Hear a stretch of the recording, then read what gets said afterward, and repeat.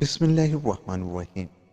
السلام علیکم، میں ہوں اعجاز علی اور خوش آمدید کہتا ہوں آپ کا اپنے چینل سبق کہانی میں۔ دوستوں، مگر آگے بڑھنے سے پہلے اگر آپ نے ابھی تک ہمارے چینل کو سبسکرائب نہیں کیا تو تھوڑی سی تکلیف کر کے ہمارے چینل کو سبسکرائب کر دیں اور ہماری ویڈیو کو لائک بھی کر دیں۔ چلتے ہیں آج کی کہانی کی طرف۔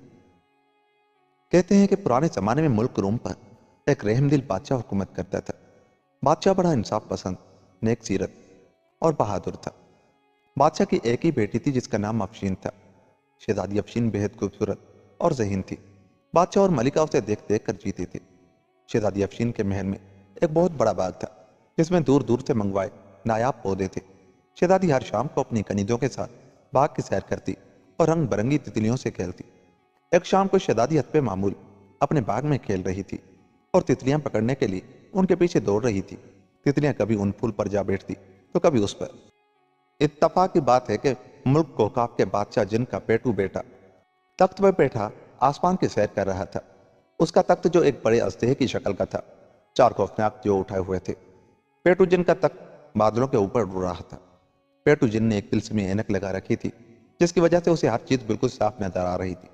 پیٹو جن کی نظر جب شہزادی افشین پر پڑی تو اس کی خوبصورتی کو دیکھ کر دنگ رہ گیا۔ اس نے اسی وقت اپنے غلام دیوں کو تخت باغ میں اتارنے کا حکم دیا۔ تخت نیچے آیا تو کنیزیں شور مچاتی بھاگ گئی۔ شہزادی افشین تو گش کھا کر گر پڑی۔ پیٹو جن نے اسے اٹھا کر اپنے تخت پر ڈالا اور بولا، میں اس خوبصورت لڑکی کو اپنی ملکہ بناؤں گا۔ چلو اب واپس کوکاف چلو۔ دیو یہ سنتے ہی تخت کندھوں پر اٹھائے کوکاف کی طرف روانہ ہو گئے۔ ادھر کنیزیں وہاں دہائی دیتی ملکہ اور بادشاہ کے پاس پہنچی اور انہیں بتایا۔ ملکہ تو ہائے میری بچی کہہ کر وہیں گر پڑی اور بے ہوش ہو گئی۔ بادشاہ گھبراہٹ میں ننگے پاؤں باغ کی طرف بھاگا، مگر اب وہاں کیا تھا؟ کچھ بھی نہیں۔ شہزادی افشین کو تو پیٹو جن اٹھا کر لے گیا تھا۔ پوری سلطنت میں کوہرام مچ گیا۔ جس نے سنا آنسو بہانے لگا۔ بادشاہ نے شاہی نجومی اور وزیر سے مشورہ کیا اور اعلان کر دیا، جو شخص شہزادی افشین کو کوکاف کے جن کی قید سے آزاد کرا کے لائے گا وہی تخت و تاج کا وارث ہوگا۔ اس اعلان کو سنتے ہی بہت سے منچلے شہزادے اور نوجوان اپنے گھروں سے نکل پڑے، مگر کسی کو بھی کوکاف کا راستہ نہ معلوم تھا۔ ادھر ادھر بھٹک کر ناکام لوٹ آئے۔ ملک روم کے ایک گاؤں میں ایک نوجوان تاجر عثمان بھی رہتا تھا۔ اس نے جب یہ اعلان سنا تو سوچا قسمت آزمانی چاہیے، شاید خدا میری مدد کرے اور میں شہزادی کو جن کی قید سے چھڑا لوں۔ یہ سوچ کر عثمان نے سامان سفر باندھا اور گھوڑے پر سوار ہو کر مشرق کی طرف روانہ ہو گیا۔ دوپہر کے وقت عثمان ایک جنگل میں پہنچا اور ایک گھنے درخت کے نیچے لیٹ کر سستانے لگا۔ ابھی چند منٹ ہی گزرے تھے کہ چوچو کی درد بھری آواز نے اسے چونکا دیا۔ اس نے نگاہ اٹھائی تو کیا دیکھتا ہے کہ درخت کی ایک شاخ پر بیٹھی چڑیا کے گرد ایک خطرناک کالا سانپ لپٹا ہوا ہے اور اسے رسنا ہی چاہتا ہے۔ تاجر عثمان کو چڑیا پر بڑا رحم آیا، مگر مسئلہ یہ تھا کہ چڑیا کو بچایا کس طرح جائے۔ اتنی دیر میں وہ درخت پر چڑھتا سانپ نے چڑیا کو ڈس لینا تھا۔ سوچتے سوچتے عثمان کے ذہن میں ایک ترکیب آ گئی۔ اس نے جلدی سے گھوڑے کی ذہن سے لٹکتی ہوئی ڈھال اتاری۔ ڈھال شیشے کی طرح چمکدار تھی۔ عثمان نے ڈھال کو زمین پر اس طرح رکھا کہ اس کا رخ درخت پر بیٹھے سانپ کی طرف ہو گیا۔ کالے سانپ نے جب چمکتی ڈھال میں اپنے آنکھ سے دیکھا تو سمجھا کوئی اور سانپ آ گیا ہے۔ وہ بڑے غضبناک انداز میں پھن پھیلا کر پھنکارنے لگا۔ تاجر عثمان نے بڑی پھرتی سے کمان میں تیر جوڑا اور اللہ کا نام لے کر چھوڑ دیا۔ سنسناتا ہوا تیر سیدھے سانپ کے پن میں لگا اور سانپ تڑپ کر مر گیا۔ چڑیا بچ گئی اور پھر سے اڑ گئی۔ تاجر کے سامنے آ بیٹھی، مگر یہ کیا، عثمان کے سامنے تو ایک حسین پری مسکرا رہی تھی۔ پری نے کہا، اے آدمزاد، تمہارا بہت بہت شکریہ، تم نے میری جان بچائی۔ میں پریوں کی ملکہ خاص کنیز ہوں۔ آج چڑیا بن کر شہر کو نکل کر اس سانپ کے ہتھے چڑھ گئے۔ اگر تم نہ آتے تو اس موذی نے مجھے مار ڈالنا تھا۔ عثمان نے ہنس کر کہا، اے پری، ہر انسان کا فرض ہے کہ وہ جانوروں پر رحم کھائے اور ان کی مدد کرے۔ پری خوش ہو کر بولی، تم بہت اچھے انسان ہو، بولو میں تمہاری کیا مدد کر سکتی ہوں؟ عثمان نے کہا، میں روم کی شہزادی افشین کو جن کی قید سے آزاد کرانے کوکاف جا رہا ہوں، اور تم مجھے کوکاف تک پہنچنے کا راستہ بتا سکو تو بڑی مہربانی ہوگی۔ پری یہ سن کر سوچ میں پڑ گئی، پھر کہنے لگی، یہ تم نے بڑے مشکل کام کا بیڑا اٹھایا ہے، لیکن بہادر لوگوں کے لیے کوئی کام مشکل نہیں ہوا کرتا۔ یہ لو، یہ آم رکھ لو، اور اس جنگل کے جنوبی حصے میں موجود برگد کے پرانے درخت کے قریب پہنچ کر آم کو چیر دینا۔ اس درخت کے نیچے بونوں کی بستی ہے، وہ آم کھانے کے بہت شوقین ہے۔ وہ تم سے آم مانگیں گے مگر تم ہرگز نہ دینا، اور کہنا اگر بونا بادشاہ میرے ساتھ کوکاف تک چلے تو میں آم دوں گا۔ آج کل آموں کا موسم نہیں ہے۔ مجھے یقین ہے بونا بادشاہ تمہاری بات مان لے گا۔ اس کے بعد تمہیں کیا کرنا ہے یہ بونا بادشاہ ہی بتائے گا۔ عثمان نے پری کا شکریہ ادا کیا تو اس نے اپنا ایک پر توڑ کر تاجر کو دیا اور کہا جب بھی تم کسی مشکل میں پھنس جاؤ اس پر کو بالوں میں لگانا، میں تمہاری مدد کو پہنچ جاؤں گی۔ اچھا، خدا حافظ۔ پری چلی گئی تو تاجر عثمان اٹھا اور گھوڑے پر بیٹھ کر برگد کے درخت کی طرف چل دیا۔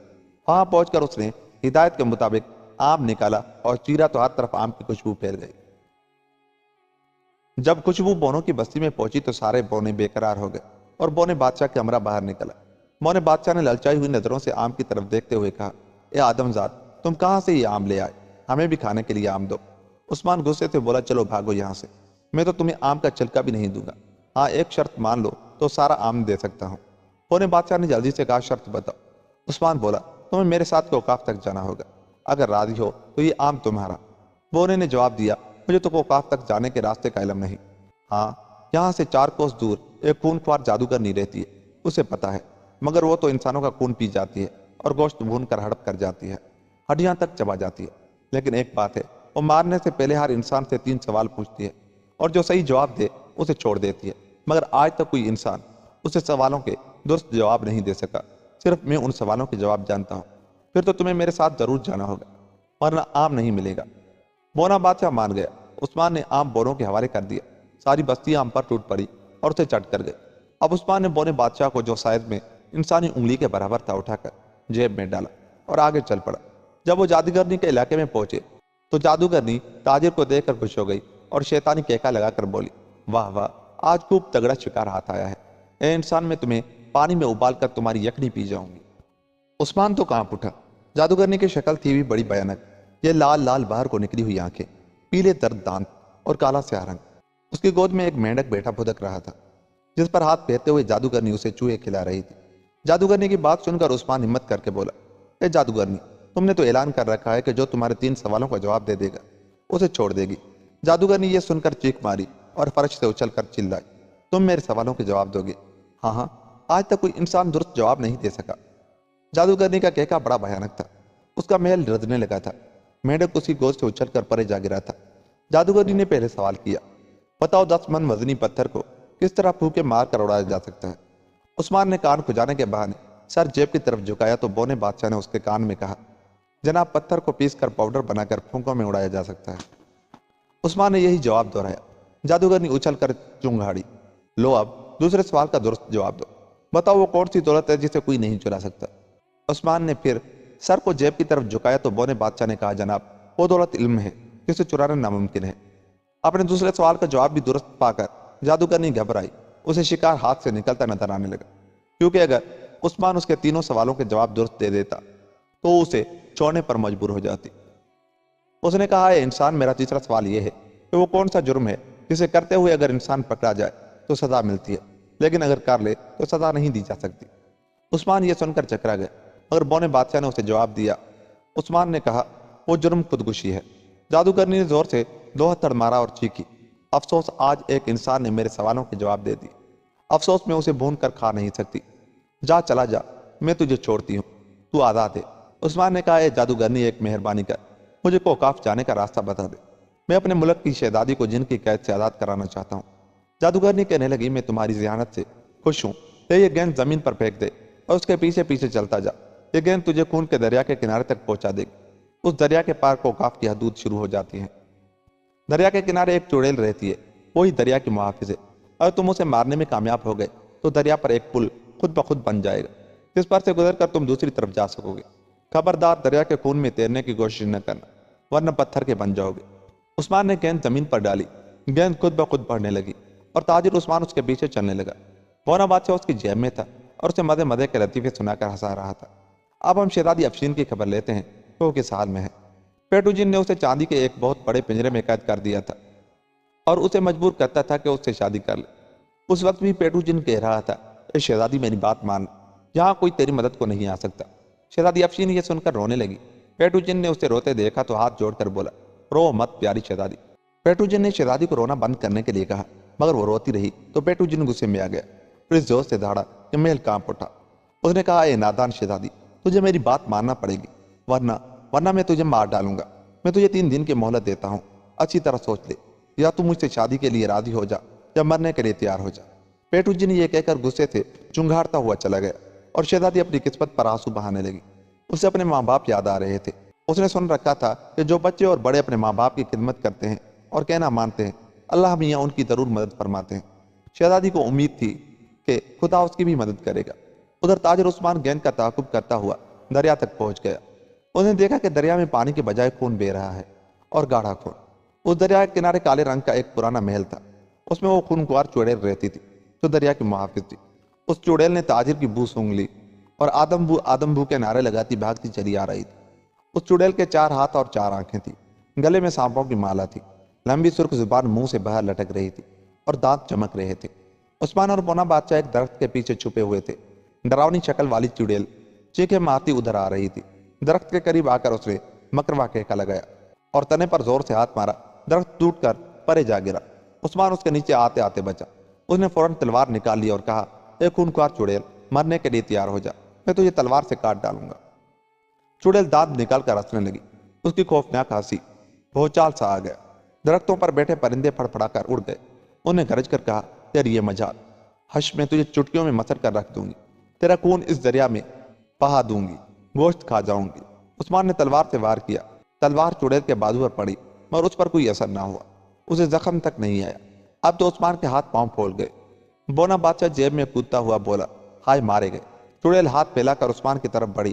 اسی وقت عثمان نے جیب سے پری کا دیا ہوا پر نکال کر بالوں میں لگا لیا۔ بس پھر کیا تھا، ایک دھماکے کے ساتھ پری آ موجود ہوئی۔ اس کے ہاتھ میں سونے کی کمان تھی جس پر فولادی تیر چڑھا ہوا تھا۔ اس نے آتے ہی تیر چلایا۔ تیر سیدھا چڑیل کے سینے میں لگا۔ انہوں نے زوردار چیخ ماری اور زمین پر گر کر تڑپنے لگی۔ اس کی آنکھیں باہر ابل آئی اور وہ چیختی ہوئی مر گئی۔ برے کام کا برا انجام ہوتا ہے۔ یہ چڑیل سینکڑوں انسانوں کو ہڑپ کر چکی تھی اور آج خود ماری گئی۔ عثمان نے کہا، اے پری، میں کس منہ سے تیرا شکریہ ادا کروں؟ تم نے مجھے اور بونے بادشاہ کو موت سے بچا لی۔ پری نے ہنس کر جواب دیا، جو کوئی نیکی کرتے ہیں اس کا صلہ انہیں ضرور ملتا ہے۔ تم نے میری جان بچائی تھی، آج میں تمہارے کام آ گئے۔ اچھا، خدا حافظ۔ پری چلی گئی۔ خون کے دریا پر اب ایک پل بن چکا تھا۔ عثمان اس پل سے گزر کر کوکاف میں داخل ہو گئے۔ کوکاف کی سرزمین پر قدم رکھنا تھا کہ نہ جانے کدھر سے آوازیں آنے لگی، اے نوجوان بھاگ جا ورنہ مار ڈالیں گے، یہ جنوں کی بستی ہے، یہاں انسان کا کیا کام، بھاگ جا بھاگ جا۔ پہلے تو عثمان یہ آوازیں سن کر گھبرا گیا، پھر حوصلہ کر کے آگے بڑھا۔ تلوار اس نے دونوں ہاتھوں میں تھام رکھی تھی۔ کچھ دیر تک آوازیں آتی رہی، پھر بند ہو گئی۔ اسی وقت سامنے والے پہاڑ سے ایک بہت بڑا پرندہ نمودار ہوا۔ یہ کوکاف کا خونی پرندہ تھا جس کا نام اڑن ہاتھی تھا۔ اس کا جسم 3 ہاتھیوں کے برابر تھا، رنگ سیاہ تھا اور 4 ٹانگیں تھیں۔ اس کی کمر پر 2 بڑے بڑے پر تھے اور منہ کے آگے سونڈ کی بجائے ایک لمبی نوکیلی چونچ تھی۔ اس نئی آفت کو دیکھ کر عثمان نے تلوار سونت لی۔ اڑن ہاتھی بڑی تیزی کے ساتھ اس کے سر پر آ پہنچا۔ اس نے اپنی گار جیسی چونچ کھولی اور بڑی پھرتی سے جھک کر عثمان کو نگل لیا۔ عثمان کو لگا جیسے وہ کسی گدیلی سڑک پر پھسل رہا ہے۔ وہ پھسلتا ہوا ایک اندھیرے کمرے میں جا گرا جو اس اڑن ہاتھی کا مادہ تھا۔ عثمان مادے میں کھڑا ہو گیا۔ اسے کچھ نظر نہیں آ رہا تھا اور سانس لینے میں بھی دقت ہو رہی تھی، مگر پھر یہ مشکل حل ہو گئی۔ اڑن ہاتھی نے اپنی چونچ کھول دی تھی، روشنی ہوا اندر آنے لگی تھی۔ بونے بادشاہ نے کہا، باپ رے، یہ خوفناک پرندہ میرے باپ نہیں دادا بلکہ پد دادا نے بھی نہیں دیکھا ہوگا۔ عثمان نے کہا، آپ اس جگہ سے نکلیں کیسے؟ کوئی دیر یہاں رہے تو اس پرندے کے مادے کے تیزاب ہمیں ہضم کر لیں گے۔ میرا خیال ہے تلوار کے ذریعے سوراخ کر کے باہر نکلنا چاہیے۔ عثمان نے خدا کا نام لیا اور تلوار سے بھرپور وار کیا۔ اڑن ہاتھی کا گوشت اس طرح کٹا جیسے صابن ہو۔ وہ چیخے مارتا ہوا اپنی ٹانگوں پر گھومنے لگا۔ ایسا کرنے سے مادے میں گویا زلزلہ آ گیا اور عثمان اڑن ہاتھی کے پیٹ میں کلا بازیاں کھانے لگا۔ پر سنبھل کر وہ تلوار چلاتا رہا۔ اڑن ہاتھی کو بڑی تکلیف ہو رہی تھی۔ اس نے عثمان کو باہر اگل دیا۔ عثمان دھڑام سے باہر زمین پر گرا۔ گرتے ہی وہ اٹھا اور تلوار سونتی۔ اس وقت اڑن ہاتھی نے کراتے ہوئے انسانی آواز میں کہا، اے آدم زاد، مجھے مارنا نہیں، تم جو کہو گے میں وہی کروں گا۔ اڑن ہاتھی کو بولتے دیکھ کر عثمان حیران رہ گیا۔ کوکاف بڑی عجیب دنیا ہے، وہاں ایسی ایسی مخلوق پائی جاتی ہے کہ عقل ماننے سے انکار کر دیتی ہے۔ عثمان نے کہا، ٹھیک ہے، میں تمہیں ہلاک نہیں کرتا، تمہیں جنوں کے خلاف میری مدد کرنا ہوگی۔ وہ ہمارے ملک کی شہزادی کو اٹھا لائے ہیں۔ اڑن ہاتھی نے کہا، مجھے منظور ہے، میں یہاں کے اڑن ہاتھیوں کا سردار ہوں، ہماری تعداد 50 ہے۔ جب بھی تم مغرب کی طرف منہ کر کے مجھے آواز دو گے، میں اپنے ساتھیوں سمیت تمہاری مدد کے لیے آ جاؤں گا۔ عثمان آگے بڑھ گیا۔ ایک دن اور ایک رات مسلسل سفر کے بعد وہ پیٹو جن کے محل کے پاس پہنچ گئے جہاں شہزادی افشین قید تھی۔ پیٹو جن کو جب خبر ملی کہ ایک انسان شہزادی کو رہا کرانے آیا ہے، وہ کہکے لگانے لگا اور اپنے محل کی چھت پر آ کر بولا، اے آدم زاد، تو ہم سے ٹکر لینے آیا ہے، اپنا قد دیکھ، اپنی طاقت دیکھ، جا چلا جا، میں تمہاری جان بخشی کرتا ہوں۔ عثمان نے بڑی جرات سے کہا، او بدبخت جن، غرور نہ کر، کبھی کبھی چونٹی بھی ہاتھی کو مار ڈالتی ہے، اپنی خیریت چاہتا ہے تو شہزادی کو آزاد کر دے۔ पेटूजिन तो गुस्से में आकर फुंकारने लगा तो उन्हें अपने गुलाम दियों को हमला करने का हुक्म दिया। उस्मान ने उसी वक्त मगरिब की तरफ मुंह करके पूरी ताकत से कहा, ए उड़न हाथियों, मेरी मदद के लिए आओ। और उन उड़न हाथियों के जत्थे आसमान पर नमूदार हुए, हर तरफ अंधेरा सा छा गया। उड़न हाथियों ने अपनी चोंचों में कई कई मन के पत्थर दबोच रखे थे। उन्होंने उड़ते हुए ये पत्थर दियों पर फेंकने शुरू कर दिए। एक दियो की चमकती टिंड पर पत्थर पड़ा तो वो तरबूज की तरह फट गई और दियो मर गया। देखते ही देखते मैदान दियों की लाशों से भर गया। उस्मान महल में घुस गया। पेटूजिन कई गज लंबी तलवार थामे उसके सामने आ गया। मुकाबला शुरू हो गया। पेटूजिन बड़ा माहिर तलवारबाज था। उस्मान डटकर उसका मुकाबला कर रहा था, मगर पेटूजिन हार मानने को तैयार न था। मोने बादशाह ने यह देखा तो उस्मान की जेब से जादू करने वाला गेंद निकालकर पूरे जोर से पेटू के मुंह पर मारा। गेंद फट गया और उससे काला धुआं निकला। पेटूजिन बेहोश हो गया। उस्मान ने लपक कर उसका सर काट दिया। पेटूजिन तड़पता हुआ खत्म हो गया। शहजादी अफशीन को चांदी के पिंजरे से निकालकर उस्मान वापस चल दिया और मंजिलों पर मंजिलें तय करता मुल्क रूम पहुंच गया। बादशाह और मलिका ने जब अपनी बेटी को जिंदा सलामत देखा तो खुशी से निहाल हो गए। उस्मान और शहजादी अफशीन की शादी हो गई। बादशाह ने तख्तो ताज भी उस्मान के हवाले कर दिया और उस्मान कई साल तक बड़े अदलो इंसाफ के साथ हुक्मरानी करता रहा। और यूं ये कहानी खत्म हुई। दोस्तों, अगर आपको हमारी ये कहानी अच्छी लगी तो जाते जाते हमारे चैनल को सब्सक्राइब कर लें और हमारी वीडियो को लाइक और शेयर जरूर किया करें। मिलते हैं किसी ऐसी ही कहानी के साथ। तब तक के लिए अपना बहुत सा ख्याल रखिएगा। अल्लाह ने के बाद।